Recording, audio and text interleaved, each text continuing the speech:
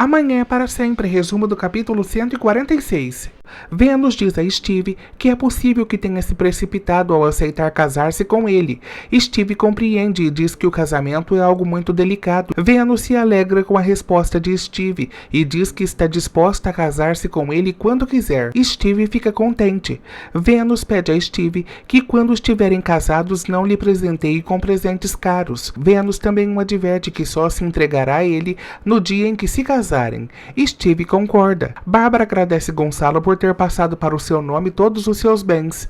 Gonçalo diz que com isso se certifica de que Bárbara não ficará desamparada quando vier a falecer. Em pensamento, Bárbara diz que Artêmio não verá um centavo desse dinheiro. Eduardo, Fernanda e Érica jantam juntos. Nesse instante a campainha toca. Érica se prontifica a atender. Fernanda fica curiosa para saber quem é. Bosco aparece na casa de Franco e Steve explica que ele não está. Bosco pede a Steve que o localize e peça que venha. Nesse instante, um menino aparece e comunica a Steve que o carro de Franco deu problema e está na estrada. Steve pede licença a Bosco e diz que irá socorrer Franco. Érica aparece com Miguel Lascuran e Fernanda fica surpresa com seu regresso. Érica o apresenta a Franco Santoro. Os dois se dão as mãos. Steve procura Franco pela estrada, mas não o encontra. Miguel diz a Fernanda que lhe escreveu diversas cartas, mas ela não lhe respondia. Érica diz que Fernanda é muito preguiçosa. Miguel pergunta a Fernanda sobre seu marido. Fernanda diz que não está mais casada. Miguel pergunta a Érica e Franco quando eles se casam. Érica responde que será em 2 semanas. Franco se sente incomodado com a presença de Miguel. Alguém golpeia Steve na cabeça e o faz cair no chão. Do chão, Steve percebe que foi Camilo Elizalde. Camilo diz que lhe dará uma lição para que ele e Lovely aprenda a não caçoar dele. Nesse instante, alguns homens aparecem e dão uma surra em Steve. Érica convida Miguel e Fernanda para os acompanharem em uma despedida de solteiro em uma fazenda. Miguel aceita e Fernanda também. Érica diz que a viagem será incrível. Miguel propõe a Fernanda de se encontrarem no dia seguinte. Fernanda se mostra resistente, mas acaba aceitando. Franco se sente incomodado. Vênus estranha a demora de Steve e diz ao padre que irá entrar em contato com ele pelo telefone. Vênus fica aflita, pois o celular não atende. Então Bosco propõe que os dois saiam para procurá-lo. Artêmio diz a Liliana que enquanto ela não se lembrar o que fez com o diário de Ana Gregória, a viagem dos dois para o Egito será cancelada. Liliana fica chateada. Miguel pede a Érica que lhe chame um táxi. Érica diz que Fernanda pode levá-lo para casa. Vênus e Bosco seguem procurando Steve pela estrada. Franco se despede de Érica e diz que tem assuntos para resolver. No carro, Miguel diz a Fernanda que parece mentira tê-la diante dele. Nesse instante, Miguel a questiona se ela realmente se lembra dele. Fernanda fica em silêncio. Bosco e Vênus avistam alguém na estrada. Ao se aproximarem, percebe que é Steve. Lovely se abaixa e fica aflita ao seu lado. Na estrada, Franco se questiona se Fernanda não percebe que está provocando ciúmes nele. Miguel questiona Fernanda se aquele homem que impediu que ela vivesse uma paixão com ele ainda vive em sua lembrança.